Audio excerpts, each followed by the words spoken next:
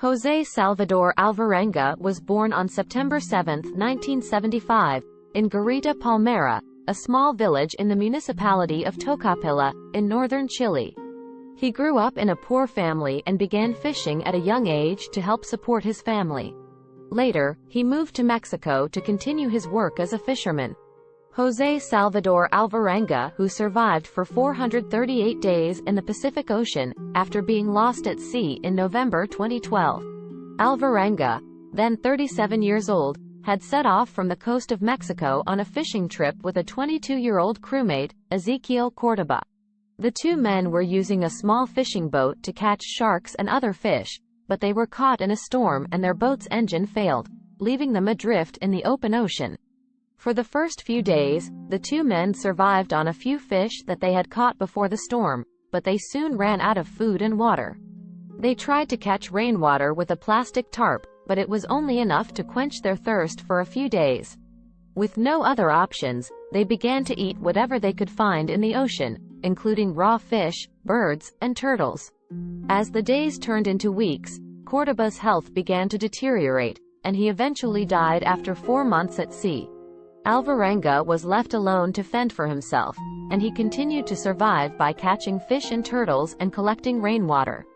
Alvarenga faced a number of challenges during his time at sea, including extreme weather conditions, dehydration, hunger, and loneliness.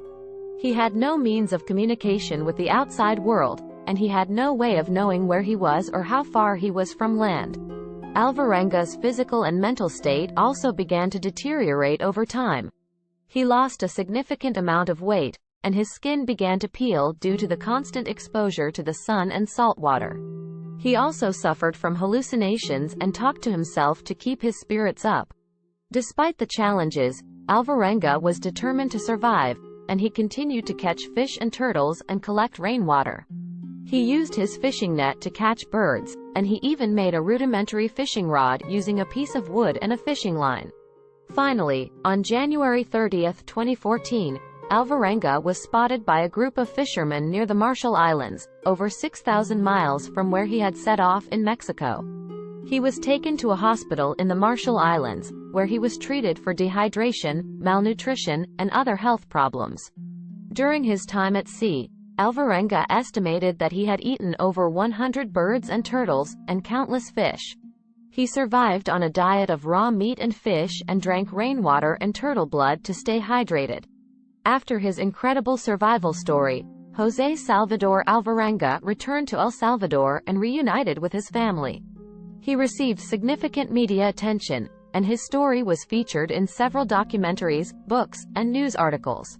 In 2015, Alvarenga filed a lawsuit against his former employer in Mexico, claiming that he was hired to work as a fisherman and was not provided with proper safety equipment or training. He also claimed that his employer was responsible for the accident that led to his being stranded at sea. The case was dismissed in 2017 due to lack of evidence. There were rumors and allegations that José Salvador Alvarenga had eaten his shipmate, Ezequiel Cordoba, in order to survive during his time lost at sea. However, Alvarenga has denied these allegations and there is no concrete evidence to support them. The allegations were first made by the family of Ezequiel Cordoba, who questioned how Alvarenga could have survived for so long without resorting to cannibalism. However, Alvarenga claimed that he did not eat his shipmate and that Cordoba had died from starvation and dehydration. Forensic tests conducted on Alvarenga's boat did not find any evidence of human remains or bloodstains, and the condition of Alvarenga's teeth and stomach were inconsistent with a diet of human flesh. Additionally, Alvarenga's story was consistent with his account of events during his time at sea, and he passed a polygraph test in which he denied eating his shipmate. In the absence of any concrete evidence, it is unclear whether or not the allegations of cannibalism are true. José Salvador Alvarenga's story of survival is a testament to the resilience of the human spirit, and the power of the human will to survive in even the most extreme conditions. Thanks for watching. Please subscribe to Curious Mind Vision for more videos.